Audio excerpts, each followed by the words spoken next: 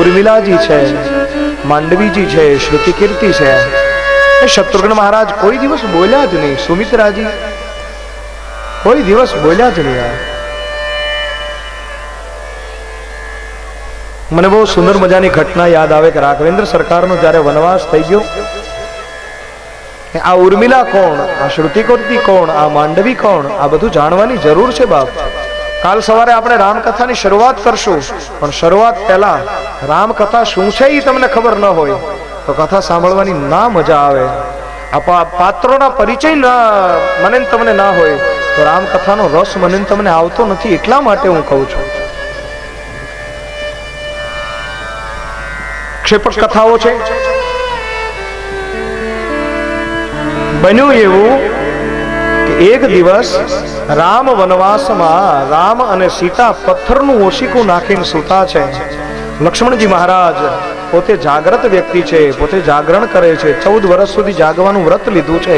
એટલા માટે થઈ અને મેરે ભાઈ બહેન લક્ષ્મણજી વિરાસન વાળી રામ અને સીતાની રખવાળી કરે છે, રક્ષા કરે છે.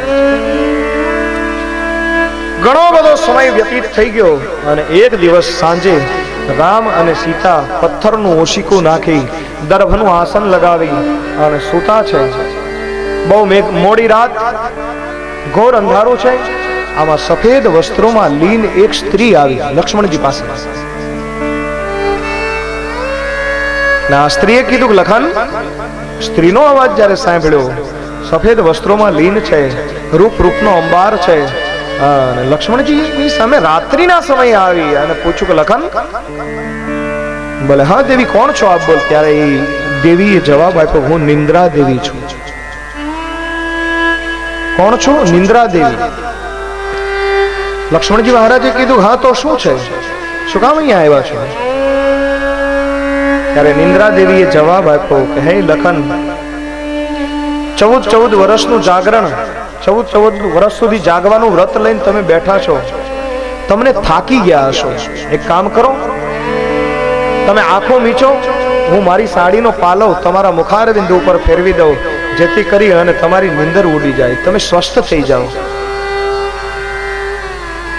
આ વાત લક્ષ્મણજીને નિંદ્રા દેવીએ કરી અને આ બાજુ સીતાજીનું જાગી જવું. સીતાજી વિચાર કરે છે પર્ણકુટીમાં સુતા જાગીને કે લક્ષ્મણજી આટલી રાતે કોઈ સ્ત્રી સાથે વાત કરે, શું છે? અને જ્યાં કાન લગાવ્યા સીતાજીએ અને નિંદ્રા દેવી ને લક્ષ્મણ વાતો કરે છે. નિંદ્રા દેવીએ કીધું કે તમે ઘડીક આંખો બંધ કરો, હું પાલો ફેરવી દઉં ને એટલે તમે સ્વસ્થ થઈ જાઓ, તમને જે થાક લાગ્યો છે એ ઉતરી જાય.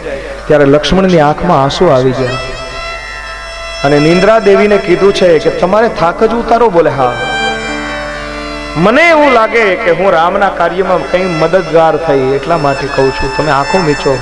ત્યારે લક્ષ્મણજીએ નિંદ્રા દેવીને કીધું કે હે નિંદ્રા દેવી, મારી સાથે તો મારો રામ છે અને જે વ્યક્તિ રામની સાથે હોય એને કોઈ દિવસ થાક ન લાગે. મને થાક નથી લાગ્યો, પણ જો તમારે થાક જ ઉતારવો હોય તો એક કામ કરો, અયોધ્યામાં મારી પત્ની ઉર્મિલા ખડેશ્વરી રહી. બેસવાનું જેને વ્રત નથી, 14 વર્ષ સુધી જે વ્યક્તિ ખડેશ્વરી રહેશે,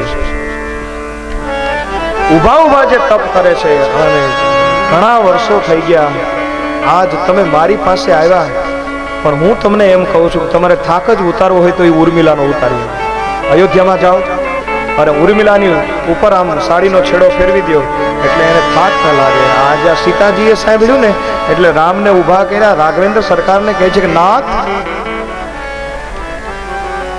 આપણે લખનને આ સાથે લાવીએ છીએ યોગ્ય નથી કરતા. બોલે કેમ?